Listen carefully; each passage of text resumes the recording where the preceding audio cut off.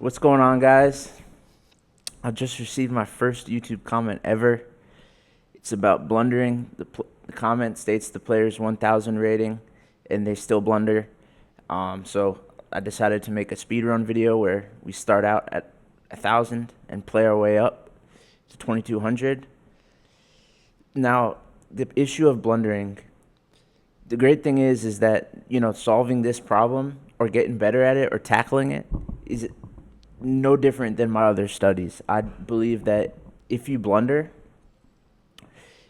you don't stop blundering by being like, okay, I'm not gonna blunder every move. Don't blunder, don't blunder, don't blunder. When you move a piece, think 8 times whether there's an attacking piece at the square or what. You just have to change your overall philosophy about chess. Change your relationship with the game of chess. The game of chess is a game of squares. It's an electric field where each of your pieces emanates a force to the rest of the board. And as the game progresses, you need to keep feeling all the forces. And when you feel those forces and respect those forces, you're not going to blunder anymore. Now, this is a bit longer of a video, and I tend to like brevity, but the game really does show a lot, and you can fast forward to whatever part you want. I love all of you. I'm sorry if this video is a bit too long. Please comment below if you think it is too long. I'll make it shorter. I can edit it a bit, but I'm new to YouTube. Stick with me. This video is very helpful. Love you all. So in this video, game 1 of the speed run, starting at 1,000, we're just going to focus on squares. I'm not even going to try to find a tactic. All I'm going to focus on is making sure my squares are strong and find out where our opponent makes weak squares. And we're going to just focus on squares. I'm not going to do a single tactic. We're just going to think about squares the whole game. Let's get into it. We'll do a 15-10. I get that it's a longer video, and if you guys don't want the longer videos, let me know in the comments. I do think I'll be able to make the game engaging. Once again, we're just going to focus on squares. No tactics, no anything. So we're playing a 1053. So let's just play simple. The first move doesn't need much explanation. Okay, so they're getting their knight into the game. They're also, getting their pieces out to early castle. So immediately, we're feeling a force, right? The knight's hitting this pawn. And let's develop a piece. It's the beginning of the game, and let's defend this pawn. And now, also, this knight is not just hitting this pawn, it's also hitting d4. So, knight c6 here, not only does it develop a piece, but we're hitting on this square, and we're matching the pressure on d4. So let's see what our opponent does and how it affects the electric field of the board.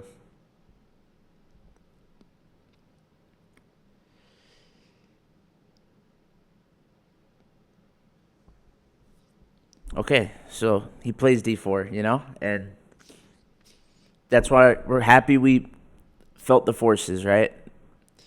So now we'll just take the pawn. I'm not sure how much of an explanation this needs, but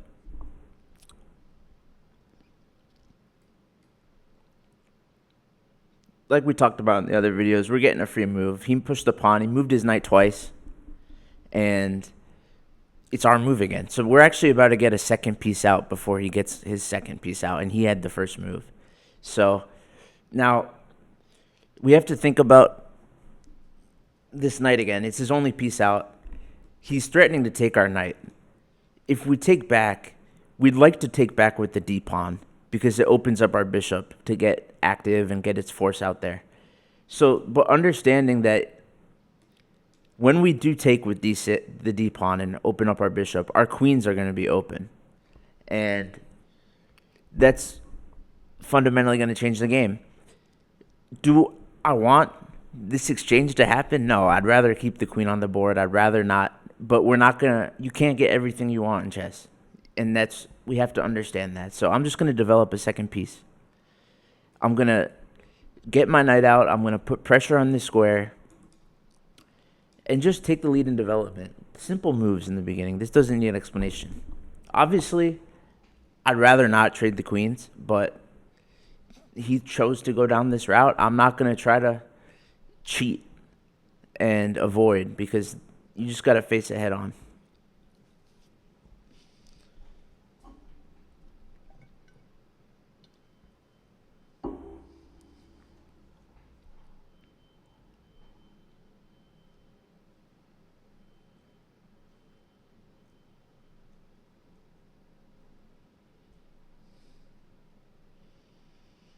He's taking a lot of time.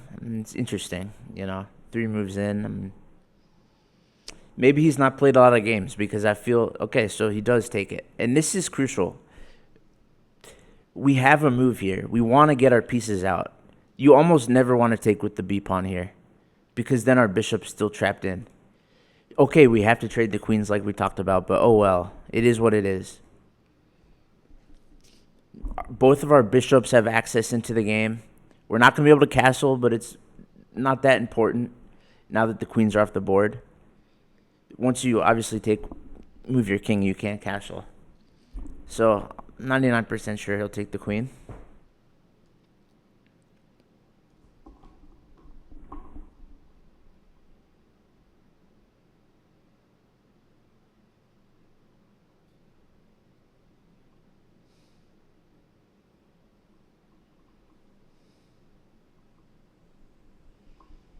Right now, there's not much to think about, right? We're keeping it simple. Okay, so he pushes his pawn here, and we're obviously, look at what we have here. We have this d6, this d5 square. Our pawn is hitting this d5 square. This is a strong square for us. We also have our queen on the d5 square and our knight. So he's pushing his pawns a bit too forward. A pawn you can never move backwards, as well as pawns are what defines the squares as weak or strong. And so he's pushing his pawn a bit too forward. It's naked. It's not protected by another pawn.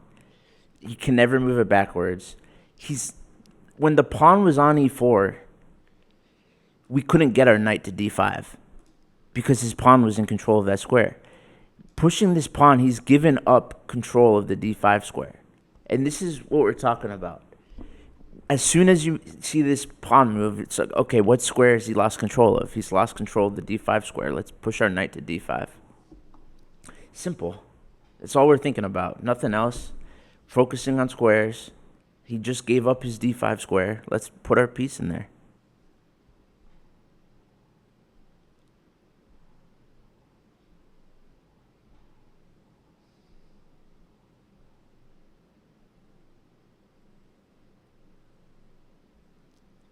I appreciate you guys watching the video. It's my 3rd video. I'm still finding my voice. It's going to be great. If you're here early in the journey. Comment your rating. Comment your thoughts. Okay, so it's not the worst move in the world, right? We talked about how a pawn is weak if it's not defended by another pawn. He's adding a defender to this pawn to make it stronger. But what is he doing? He's making these squares weak. Now f2 will never be able to be defended by a pawn. It'll never be covered by a pawn. Immediately I'm seeing this pawn was on f2, right? When it was on f2, it had control of this e3 square. So now this e3 square, if you look at it, it should feel a bit naked, right? So we're thinking about the squares. This is not a threat at all. In fact, it's blocking in his bishop a bit. So all it's doing is making this e3 square weak, right? And so let's focus on this e3 square. Let's add another force to that. We can get our bishop to c5, pile up pressure on his weak square. As well, he can never castle as long as our bishop is there. So all we've done is focus on squares. We're already in a great position. Now, this is the first piece we've developed that's not protected by a pawn. Most of the time, a queen is a bad defender, but in certain instances, when your queen can't be easily attacked, that's when it's not a bad defender. The reason a queen is a bad defender is because it's such a valuable piece that if like a knight threatens to take your queen, you have to move your queen. And now you've lost defense of the piece. Whereas if it's a pawn defending it and they move their knight, I mean, the knight's not going to take the pawn unless it's a weak pawn. So that's why queens are such bad defenders, because it's such a high value piece that it can easily be pushed off from its defense. But if we place our queen on e7, there's real no threat that he's going to be able to push our queen away. And it also allows us to connect the rooks. So I feel that this bishop is not defended by anything, right? So keep that in mind. I'm eyeing queen e7. Also, it opens up the d8 square. Okay, so he's pushing another pawn. Now, he hasn't done anything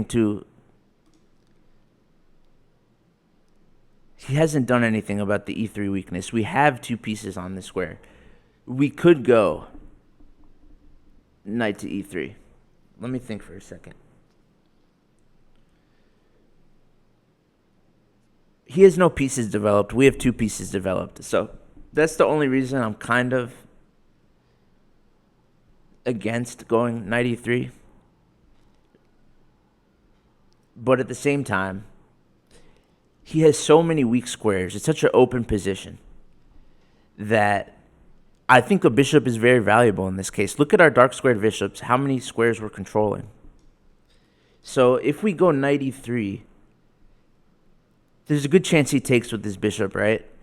And once we have this dark squared bishop, we're going to have total control of the dark squares. And I already see this diagonal. There is not a single pawn that's ever going to be able to get control of these squares. So that's why I'm leaning knight e3, because we're going to be able to get his main defender of the dark squares away. And we're going to have our dark square bishop. So I think knight e3 here is a no-brainer. This is such an open game and he's made the game open by pushing all these pawns and making all these weak squares, that the bishops are going to be very valuable in this game. And so we have a threat here with knight c2 because this square is weak. Look at how many weak squares white has. Look at us. We don't have a single weak square. Our pawns are literally controlling everything over here. And he's just pushed all his pawns. Now we're going to take the bishop. Now we have total control of the dark squares. All we've been thinking about this game is the squares.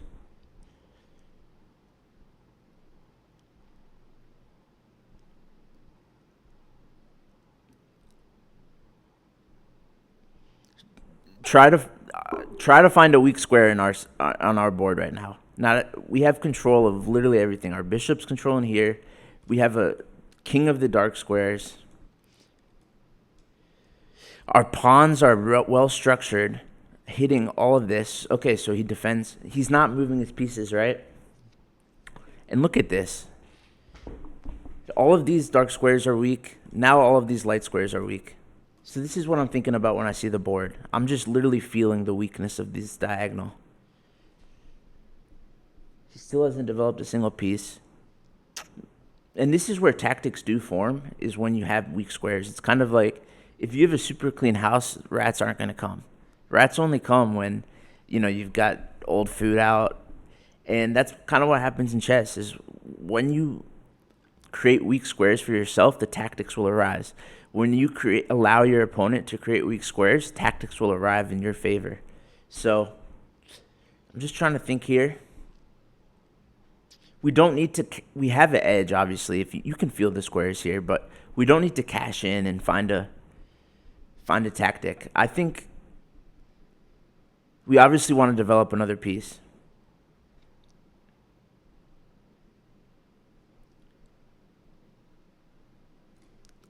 I think we go bishop here, right? I mean, this diagonal will be under our control. His bishop's not going to be able to go there to d3 anymore because our bishop will have control of it. I'm thinking bishop d3. Simple move. Gains control of this square too. Notice if he moves his knight here to c3, he can't go to d5 or to b5 because our pawn is in control of that square. So this gives us control of the other square his knight would try to go to. I'm assuming, he's going to develop his bishop and take advantage of this diagonal he's set for himself. Otherwise, you know, if we get this diagonal as well as the dark square diagonal here, I mean, it's over. So I think the only move white has is to try to get control of these squares. This move with bishop g2. Otherwise, we're plopping in and taking advantage of the other weak diagonal. Now, he might be thinking, okay, this is a 9-15 player playing pretty strong. He probably feels like he's getting choked. But once again, we've not really had to exert much thought. All we've done is listen to the board. Okay, so he pushes his king forward. Now, obviously, we're going to have to move our bishop. It's not a concern. Honestly, controlling these two squares, d2 and c1, it's not that big of a deal. The real prize is this diagonal. And so moving our bishop back, it's not actually making this piece weaker. In fact, maybe it's making it stronger because now it's like well protected by our pieces, our pawns. So going back to one of these squares is not a concession. It's actually making the piece stronger because this diagonal, the g1 a7 diagonal, is the only one that is giving this bishop life. So the question is, which square do we want to move our bishop back to? And honestly, all three squares are good. I think that, maybe you'd want to go bishop d4 because it makes a nice threat of the b2 square, but it's all he's going to do is play knight c3, and the diagonal is no more. So I think we get more control of squares if we go bishop c5 here, because now we get control of this square, and his pawn can't push there. So this gives our bishop defense, and we get control of more than just diagonal. We get a control of this b4 square, which down the road might help. We can push a5 and get other control of there. But once again, all we're thinking about is squares. We still have this tactic next move of bishop b4. And, okay, this is a tactic. I said we're not going to move any tactics, but this tactic arises from his weak squares. And so as soon as you see this weak diagonal, you have to always feel that. And if he doesn't go bishop g2, we're going to cash in this on his weak squares. If he does go bishop g2, it's not like, okay, maybe he's getting his pieces developed. No, he has permanently weakened his squares. We have not weakened anything. I sound like a broken record about the squares thing, and if I do, I'm sorry. Okay, so he goes king f3 to block the e4 square. And, all right. Now, he has added control to this g4 square. So next move, he can play g4. And I don't like the look of that. I don't want him to be able to push our bishop back. If we go bishop g6 afterwards, then he pushes f5. It kind of gives him life. This g4 push, it would give him some life in the position. It would give him a tempo against our bishop. And I kind of like the bishop on this square. So we're going to feel that he's added a second piece of control on this square. And we like our bishop on this square. We don't want to move it. So let's go h5. Now we plant our pawn on this g4 square. Okay, and now he plays h4. I was thinking maybe he'd play h3 and then try to add control to there. But no, he wants to go bishop h3.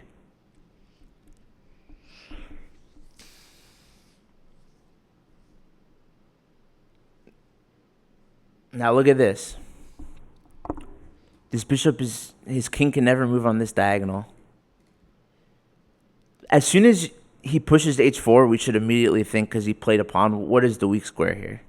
Well, the weak square is g4 now. Because his pawn can never get back to h3 and his f-pawn is already here, this square is forever weak. So immediately, as soon as I saw this move, I'm thinking, all right, should we plop our bishop in to this weak square he created? And I think we should, because his king can't go over here. Our bishop will be taking this diagonal. If he goes back to g2, then he cannot go bishop h3, which might be his plan. So he only has two moves. He has king g2, which would block in his bishop and thwart his plan, or he can go king e4. If he wants to move his king closer to the center, let's welcome that. But again, the reason we making this move is because as soon as he pushes his pawn, we feel the weak square on g4 stronger, and we're immediately thinking, okay, how can we attack that?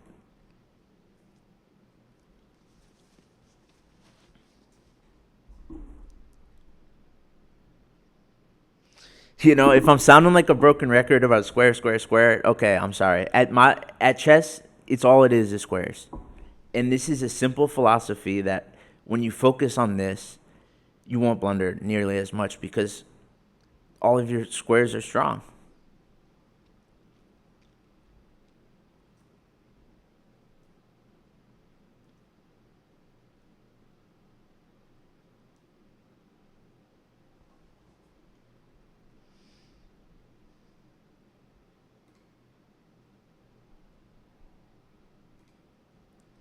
Had to make sure I'm still recording. Like I said, I'm new to YouTube, and this is my third video. My voice will get better. The videos will get better.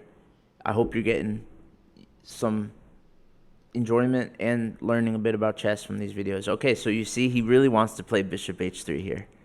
So he didn't go king g2, and maybe this is the better move because bishop h3 is, you know, it's pretty much going to potentially take our bishop out of commission. And right now, this is a strong bishop. So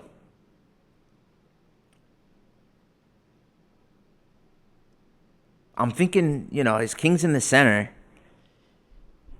Can we do anything with this bishop before it gets taken out of commission? Because as soon as he plays bishop h3, this bishop's gone. Can we give this bishop any life? One last benefit from it before it passes. And I think we can. I think we can play f5 here, adding pressure. His king is kind of well defended on these squares. We haven't gotten our rooks in the game, but since he's in the center, we want our rook to get into the game. And so I think we play this forcing move f5. He either en passant and he opens up this squares for our rook, or he pushes his king back and we kind of add more control to this g4 square. So I think it's a no-brainer. You know, he doesn't have his pieces developed. We want to open the position. Yeah, you see en passant here. I think this was by far the worst move of the two because now his king is open and we can get our rooks into the game. The thing is, do we take back the pawn first or do we check with the rook? I think we take the pawn first. You don't, just because you can make a nice move doesn't mean you should make it now. A second idea in chess is tension. You want to keep the tension of the position, right? You want to make your opponent stressed about your plans. We have this move rook h to e8 at all times. We don't need to move it now because we're going to be able to do it next move. So rather than do the move, let's make our opponent more stressed out and fear the potential of that move. So I think we don't need to make that move right now. Let's just keep it as part of a tension and make this game uncomfortable for our opponent. We'll just take the pawn back. And now notice these squares, right? They're all under our control. He cannot put his king anywhere over here. We've been really doing well about making our squares strong.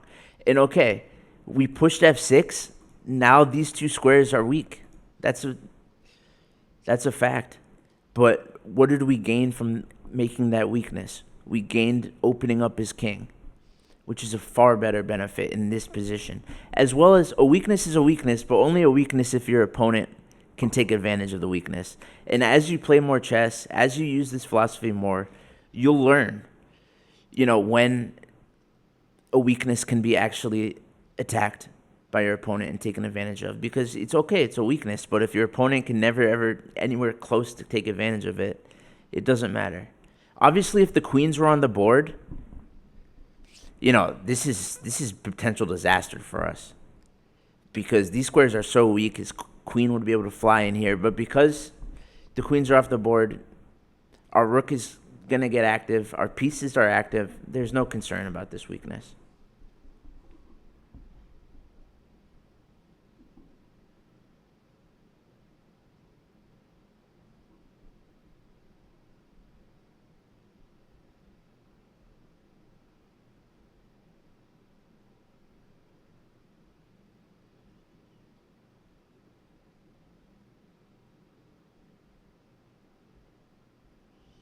And now we've been focusing on bishop h3. I'm now seeing, what is when he moves his bishop away, what is his bishop giving up control of? He's giving up control of these two squares. Our bishop has access to this square. So we would be able to check and then get control of that. But okay, he wants to get out of the check. And this is what I'm talking about. He was stressing out about our potential move. And so he was so focused on that, he played it. And honestly, maybe it's not the worst move, but we're going to go rook here anyways. We have one control of that. Let's get a second control of this square. We've got two on it. And notice he doesn't have a pawn here. He doesn't have a pawn here. He's got literally no control of this weakness. So we're going to add pressure to it. We're not even thinking about, oh, it's the check, it's the check. Okay, we are, but focus a bit more on the fact that we're exerting more control over this weak square. All he's been doing is moving his king. I don't know if, 1,000. I'm assuming 1,000 at your level is stronger. Maybe we got a weak opponent, but also we've just been playing good moves. And I'm loving the look of rook e3. Why am I loving the rook of rook e3? Because we want our rook on a8 to get in the game. But right now our king is in the way of that. And so we would love to play king e7 and open space for this rook to take advantage of this file. But right now, if we go king e7, it blocks in our rook. So let's move our rook with tempo, gain the time, and now we can get our king in and our rook in without wasting a move. In fact, we gained a move because we just checked him. So we get two moves in one.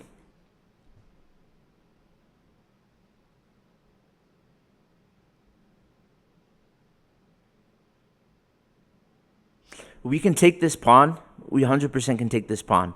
But we can always take that pawn. I'm not focusing on tactics in this game. I'm focusing on control of squares. I honestly don't think rook takes c3 is the best move. I think what's more important is getting our last piece in the game. So we're going king e7. I'm not even thinking about tactics here. We're focusing on control of squares. And our rook's got control of this diagonal. Our bishops are here. Our bishop is here. Our pawns have stuff on lock. We're going to get our rook on the other file. We're going to control all this. And then we start looking for tactics. Okay, so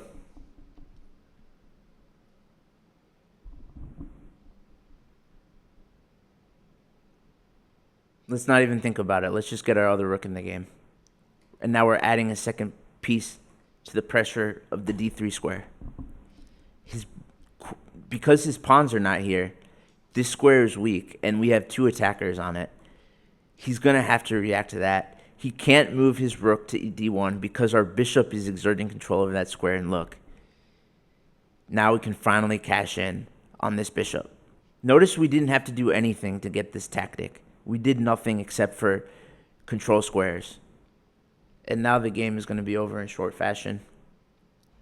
We didn't try to calculate some crazy combination. No, we just played strong moves, focused on where he made his weaknesses, and didn't make weaknesses ourselves. And so my first YouTube comment ever, I'm so thankful for the comment. He was talking about blundering. I'm going to make this whole speed run about controlling squares, which I think is the key to not blundering, is feeling which squares are strong, which squares are weak, every move, and you just get an innate sense of where not to put your pieces. And because you're focusing on that, you're not going to create weak pieces. Weak tactics arise out of weak squares, and so just don't make your squares weak. Your opponent at this level will easily make their squares weak, as evidenced in this video.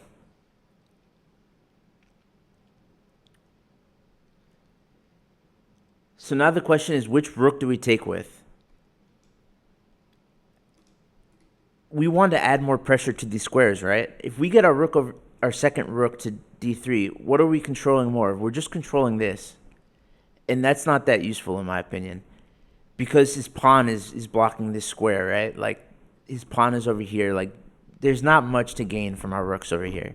The weak squares over here, I get, we could get 2 on there, but the problem is, these rooks are going to be attached, and as soon as he moves his king here, it's like this rook is now pinned to this file, or else this rook will hang. And I don't really want to get our rooks into a position where they're going to have to rely on each other for defense. So this, taking again with rook on the d file, as soon as he goes king c2, now this rook is crucial defense for that rook. We don't want to get in a position where our pieces are being tied down to each other. Instead, let's keep stuff simple. And notice his knight can't go to this d2 square right now. Ideally, we would like to keep it that way and make him go there. And as soon as his knight goes there, then we get control of this. So, but at the same time, we're low on time.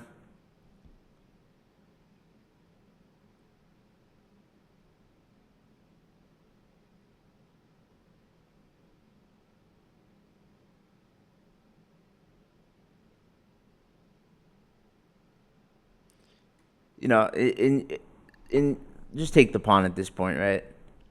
If he moves his knight there, we can just go rook g2 and add a second piece, pin the knight, and then we get a third on the pin.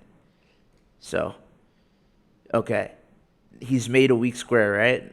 All of a sudden, what are you thinking? You're seeing the weakness here.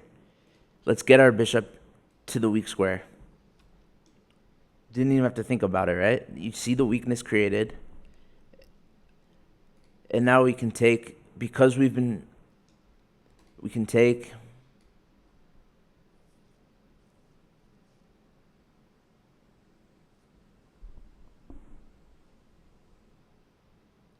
I might have sounded like a broken record this video.